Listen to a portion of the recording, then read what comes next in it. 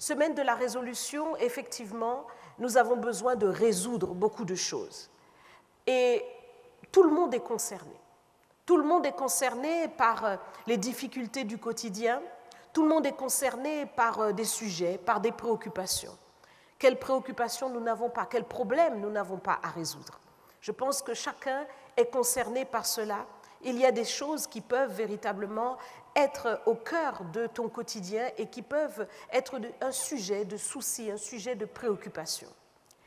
Et c'est vrai que la parole de Dieu est très claire là-dessus. Le Seigneur nous montre que concernant ceux pour qui les choses du royaume sont essentielles, eh bien, eux recherchent premièrement le royaume de Dieu et sa justice.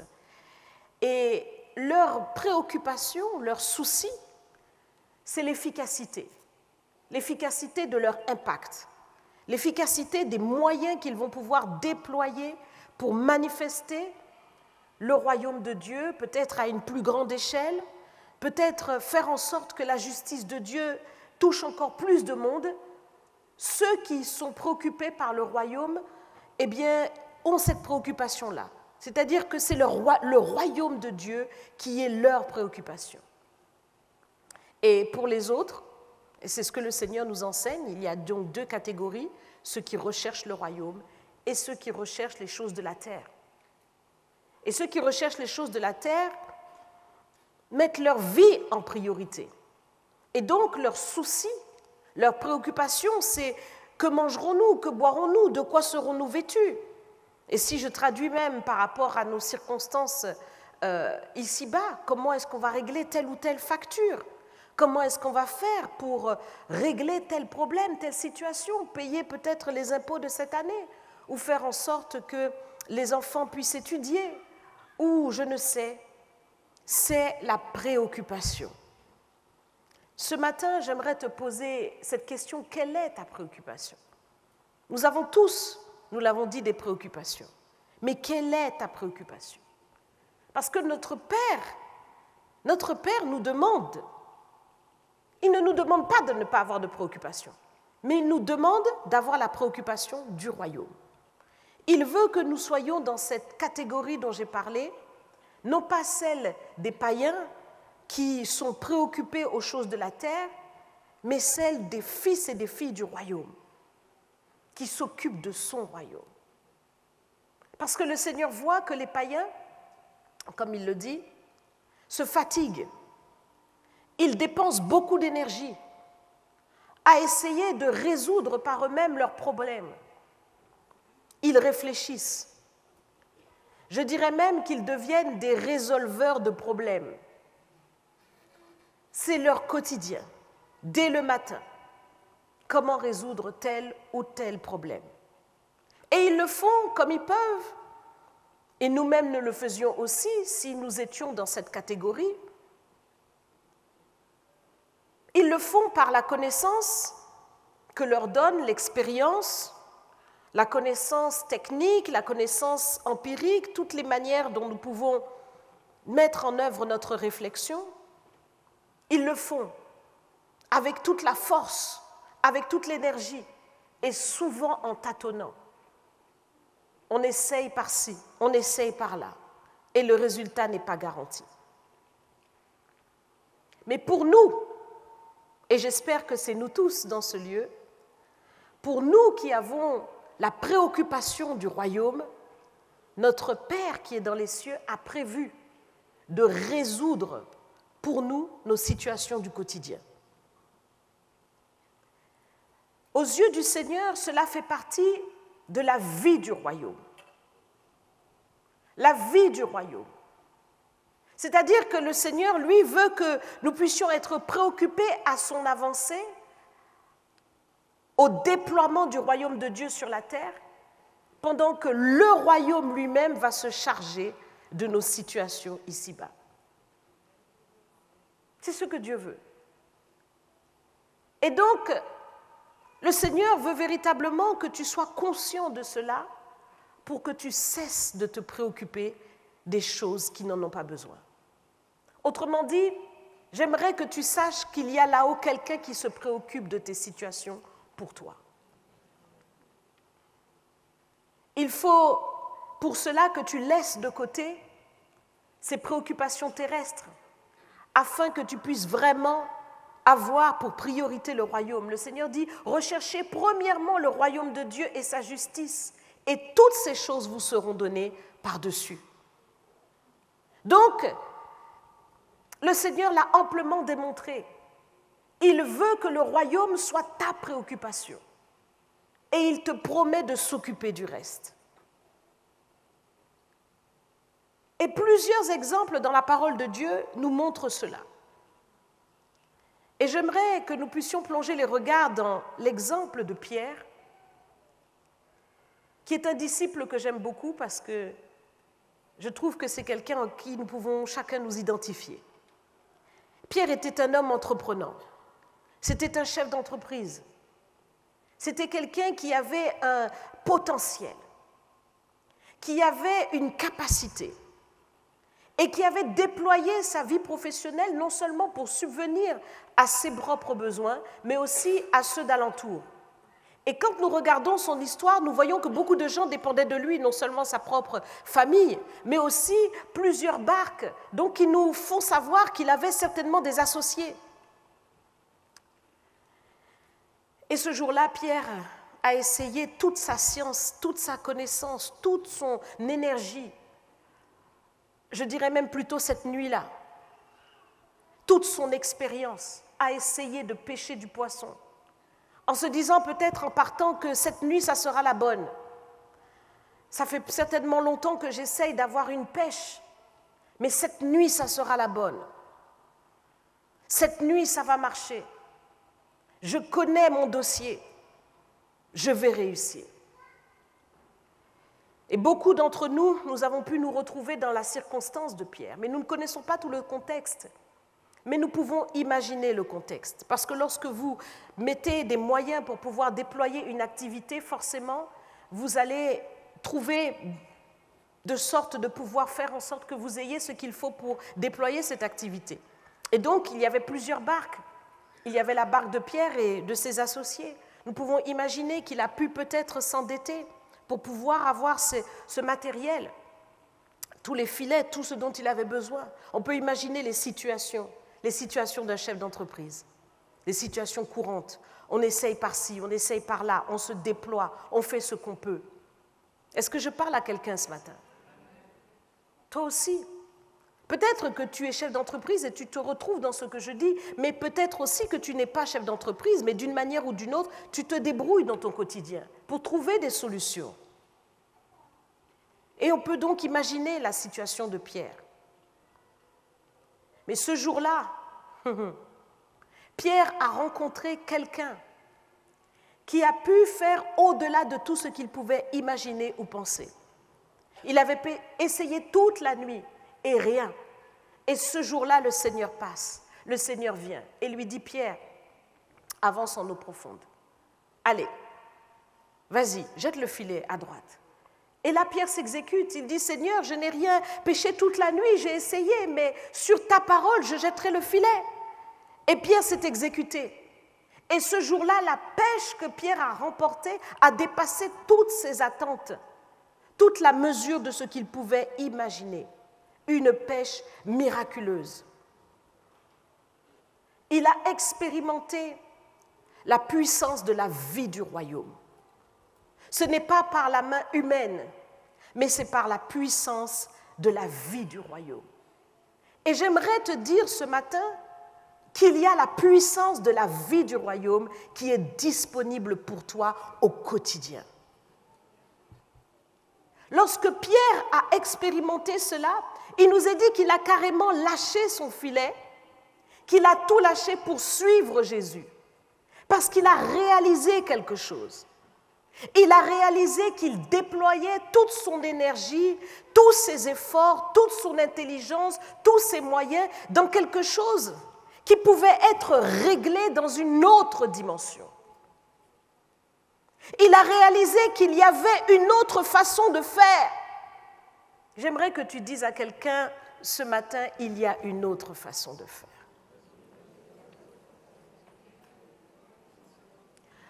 tu as des situations, tu as des problèmes. Et c'était le cas de Pierre. Il fallait qu'il nourrisse sa famille, il fallait qu'il nourrisse et qu'il paye peut-être les salaires à tous ses associés. Il fallait qu'il fasse quelque chose. Il avait besoin de moyens et il ne savait pas comment. Il a essayé par lui-même. Mais ce jour-là, le royaume a pourvu pour lui.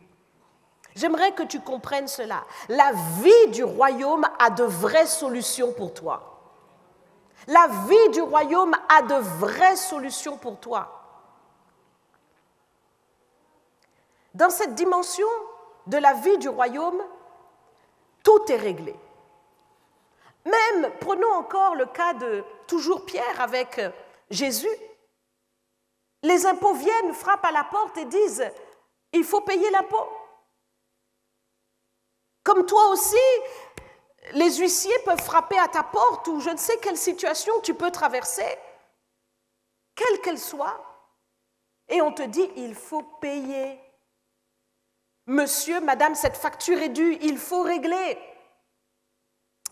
Alors Pierre, évidemment, qui a déjà vécu la puissance du royaume, se tourne à nouveau vers Jésus. Et Pierre dit, Seigneur, est-ce que nous devons régler l'impôt? Il a une façon gentille de dire au Seigneur que Jésus, je n'ai rien. Et le Seigneur lui dit, Pierre, c'est vrai qu'on est les fils du royaume. On n'est pas censé régler ça. Mais afin de ne pas les scandaliser, vas-y, va à nouveau là où tu connais à la mer. Mais prends le premier poisson que tu vas tirer, ouvre sa bouche et tu verras un stataire. Paye l'impôt pour toi et pour moi. Le royaume a de vraies solutions. Son problème était réglé. Le problème de Pierre était réglé. Quel est ton problème? Quelle est la situation à laquelle tu fais face et pour laquelle tu n'as pas encore trouvé la solution? Sache que le royaume a déjà une solution préparée pour toi. Elle est réelle. Cette femme est en train de ramasser du bois et elle se dit, c'est fini, c'est mon dernier repas, je n'ai plus rien. Je vais ramasser un peu de bois, faire cuire cette farine avec de l'huile que j'ai. Je vais faire un petit gâteau pour moi et pour mon enfant et ensuite on attendra la mort. Elle avait déjà fait son plan. Dans son esprit, il n'y avait plus de solution. Comme toi aussi, tu peux te retrouver au bout du bout du bout du bout. Tu as tout essayé, tu as tout fait et maintenant tu n'as plus de solution. Cette femme se dit, c'est la fin. Et elle s'assoit sur cette situation en se disant que ça sera terminé. Mais voici qu'elle fait une rencontre. Alors qu'elle est en train de ramasser du bois, elle croise un homme. Un homme qui a la vie du royaume en lui. Cet homme, c'est Élie. Alors, pendant que cette veuve ramasse son bois, cet homme lui dit, mais écoute, je vois bien que tu es en train de ramasser du bois et que tu n'as plus rien pour toi et pour ton fils, mais prépare-moi d'abord un gâteau avec ce que tu as. Elle aurait pu raisonner et continuer le même paradigme de la réflexion et des solutions toutes humaines. Mais ce jour-là, elle a réalisé que tout ce qu'elle avait ne suffisait plus et qu'il fallait qu'elle passe à une autre dimension. Elle a discerné qui était l'homme en face d'elle. Elle a vu la vie du royaume et lorsqu'il lui a dit « prépare-moi d'abord un gâteau », elle n'a plus mis ses réflexions en avant. Elle a accepté la solution du royaume. Elle a dit « ok ». Elle a cru. Elle a fait le gâteau et l'histoire nous montre que cette femme n'a plus jamais manqué de rien. Plus jamais. L'huile n'a pas manqué, la farine n'a pas manqué. Et l'on peut imaginer que pendant que tout le monde était en difficulté, en pleine famine, cette femme est en train de prospérer les vraies solutions du royaume. Alléluia. Il faut que tu comprennes que le royaume a vraiment des solutions pour toi. Pour toi qui vas accepter d'être un ambassadeur du royaume, tu ne manqueras plus de rien parce qu'il n'y a aucune ambassade qui envoie son ambassadeur sans s'occuper de lui. On va pourvoir à tous tes besoins si tu es véritablement un ambassadeur du royaume. Et il est temps que tu rentres dans ton identité d'ambassadeur du royaume, ambassadrice du royaume. Parce qu'il y a un royaume qui veut pourvoir pour toi. Il y a un royaume qui veut s'occuper de toi. Il y a un royaume qui veut s'occuper et se préoccuper de tes histoires à toi sur terre. Regardez avec moi le psaume 127, au verset 1 et 2. Voici ce qu'il est dit. Cantique des degrés de Salomon. Si l'Éternel ne bâtit la maison, ceux qui la bâtissent travaillent en vain. Si l'Éternel ne garde la ville, celui qui la garde veille en vain. En vain, vous levez-vous matin, vous couchez-vous tard, et mangez-vous le pain de douleur. Il en donne autant à ses bien-aimés pendant leur sommeil. Il montre toujours ces deux catégories, de ceux qui se préoccupent, qui travaillent, qui font tous leurs efforts et qui perdent toute leur énergie à essayer de trouver des solutions par eux-mêmes. Et c'est en vain, c'est inutile. Mais par contre, il parle des bien-aimés de Dieu. Ce bien-aimé, cette bien-aimée, c'est toi. Tu es bien-aimé du Seigneur. Le Seigneur a payé un prix spécial pour toi. Et il veut faire de toi son ambassadeur, son ambassadrice de son royaume. Afin que même pendant ton sommeil, je dis bien même pendant ton sommeil, il puisse te donner au-delà de tout ce que tu peux penser ou imaginer. Et pendant que je suis en train de te dire ça, tu te poses la question parce que tu veux toujours rester dans la dimension terrestre. Donc tu te demandes comment est-ce possible? Et tu mets en œuvre ce que tu connais, la réflexion. Mon ami, sache que le royaume de Dieu n'obéit à aucune réflexion terrestre. Dans le royaume de Dieu, 1 plus 1 peut faire 1000. Oh là là, est-ce que tu es là avec moi ce soir, aujourd'hui, ce matin? Dans le royaume de Dieu, il n'y a aucune limitation, il n'y a rien, aucune réflexion humaine qui peut limiter le Seigneur, aucune boîte dans laquelle tu peux l'intégrer. Il n'y a rien qui puisse limiter Dieu. Il n'obéit à aucune dimension de cette terre. Il n'est pas limité par l'espace, il n'est pas limité par le temps, il n'est pas limité par la matière. Rien ne le limite. Et donc, il se passe quelque chose. Et ça se passe dans ton sommeil. Mets ta main sur ton cœur et dis avec moi, mon sommeil. Ton sommeil est important. Ton sommeil est important parce que c'est là que Dieu veut te donner des choses. Est-ce que vous avez vu ce verset avec moi? C'est dans ton sommeil que Dieu veut donner des choses. Ton sommeil est important. Tu n'es pas n'importe qui. Pendant que tu dors, le royaume travaille pour toi. Pendant que tu dors, le royaume travaille pour toi. Tu n'es pas n'importe qui. Pendant que certains sont en train de ronfler dans un sommeil comateux, toi, ton sommeil est important parce qu'il y a des choses que Dieu va te dire dans ton sommeil. Il y a des révélations que Dieu va faire dans ton sommeil. Il y a des songes que Dieu va te donner dans ton sommeil, qui sont des clés pour que tu puisses accéder à l'inaccessible. Regardez l'histoire de Jacob, un homme qui a trimé toute sa vie, fatigué sous le poids de son oncle qui abusait de lui. Et voici que Dieu, qui a vu Jacob, s'est levé pour lui. Et c'est dans son sommeil que le Seigneur lui a révélé quelle était la méthode pour faire en sorte que son cheptel puisse croître d'une manière extraordinaire. Et quand il est sorti de chez Laban, il était un homme très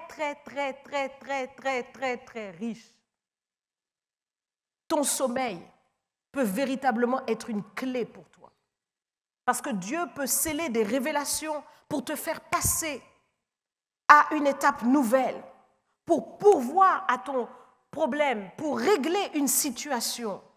C'est la puissance de la vie du royaume qui va être pour toi une puissance de résolution. Non, le Seigneur ne nous dit pas dans ce verset de nous croiser les bras et d'attendre tout simplement que le royaume puisse pourvoir pour nous.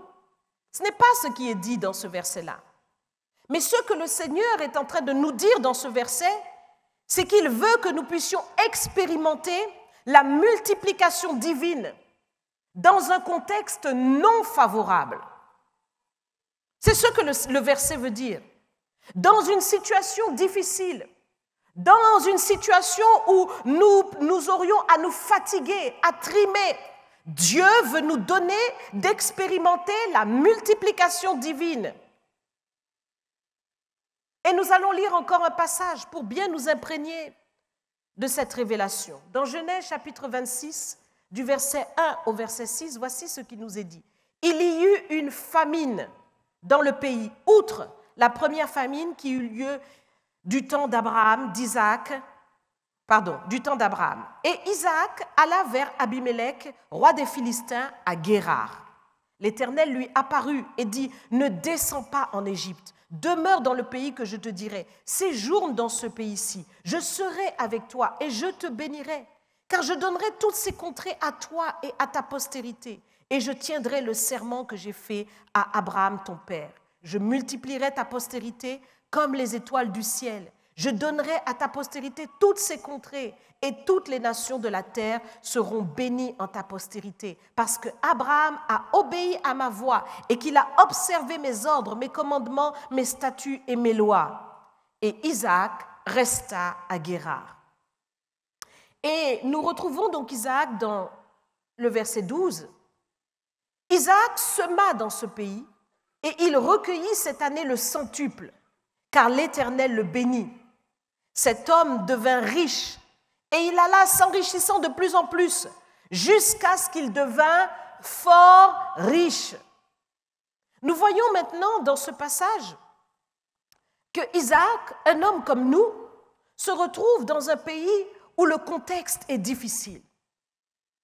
Et parfois, nous aussi, nous retrouvons dans une situation, dans nos nations, dans un pays, dans une ville ou dans un contexte ou dans notre réalité personnelle, que ce soit sur un plan financier, matériel ou aussi sur un plan peut-être médical, nous nous retrouvons dans un contexte difficile.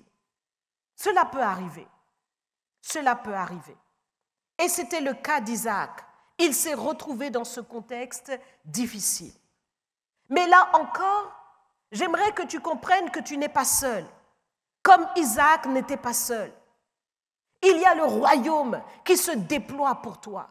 Il y a le royaume qui veut avancer avec toi, parce que toi, tu mets le royaume en priorité. Et donc Isaac a entendu la voix du Seigneur, qui lui a dit « Ne descends pas en Égypte ». Peut-être que par ta réflexion, par ton expérience, par toutes les solutions que toi-même tu déploierais, tu irais directement en Égypte. C'était peut-être ton désir, ta volonté. Comme toi aussi, dans ton quotidien, tu penses à des solutions et tu essayes de les trouver par toi-même. Mais attention, Isaac, j'ai prévu quelque chose pour toi. Mon royaume a prévu des choses pour toi. Mon royaume va se déployer pour toi. Ne descends pas en Égypte. Et donc, Isaac a écouté la voix du Seigneur. Comme je te le répète, pendant ton sommeil, Dieu veut te donner un conseil. Il veut te révéler quelque chose qui va te faire passer d'une étape à une autre, qui va te faire entrer dans une nouvelle dimension de ton existence. L'Éternel lui est apparu. C'est certainement dans son sommeil. Et puis, voici, donc Isaac qui reste maintenant dans ce contexte, dans la famine. Est-ce que vous imaginez quelqu'un qui est en pleine famine, c'est-à-dire que c'est la sécheresse, va se mettre à planter? Est-ce que vous imaginez ça? On n'est pas dans notre époque où on arrive à faire venir des tuyaux, de l'eau, tout ce que vous voulez. Non, non, on n'est pas dans cette époque-là. On est dans une époque où les gens cherchent des puits pour pouvoir avoir un peu d'eau. C'est très compliqué. Et là, c'est la famine. Et il se met à semer en pleine famine. Et regardez la suite, parce que s'il s'était arrêté à semer, mais il nous est dit, il recueillit cette année le centuple, parce que Dieu le bénit. J'aimerais que tu comprennes que la ressource de ton royaume ne dépend d'aucune loi terrestre. Dieu a placé lui-même ses lois. Il faut de la pluie pour que ta semence puisse apporter. Mais avec Dieu, alléluia, il n'y a aucune loi qui puisse tenir. Si Dieu décide de te bénir, il va te bénir, quel que soit le contexte, qu'il y ait la pluie, qu'il n'y ait pas la pluie, que ce soit le chômage, que ce soit la crise. Mais si Dieu a décidé de te bénir, tu seras béni. Amen. Et donc, il a semé et il a récolté au-delà de toute espérance. Ce n'est pas que sa récolte a porté tout simplement, mais il nous est dit au centuple, car l'Éternel le bénit. Et il nous est dit qu'il devint riche, et il alla en s'enrichissant de plus en plus, jusqu'à ce qu'il devint fort riche, en plein dans un contexte difficile. Ce matin, je voudrais que tu réalises de quel royaume ou à quel royaume tu appartiens.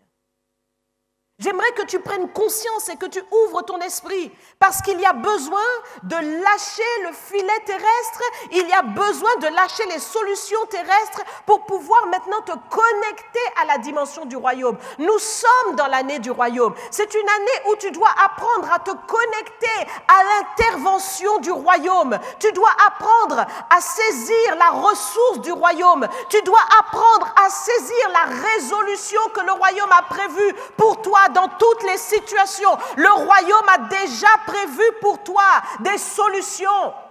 Est-ce que tu as besoin d'un logement? Le royaume a déjà prévu pour toi. Est-ce que tu as besoin d'un travail? Le royaume a déjà pourvu pour toi. Est-ce que tu as besoin de quoi que ce soit? Le royaume a prévu ces choses.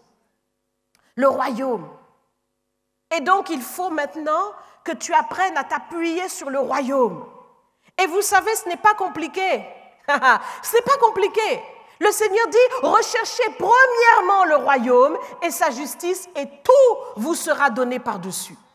Donc la question, c'est d'abandonner les préoccupations terrestres et de rentrer dans la préoccupation de Dieu. Il faut que la préoccupation de Dieu devienne ta préoccupation.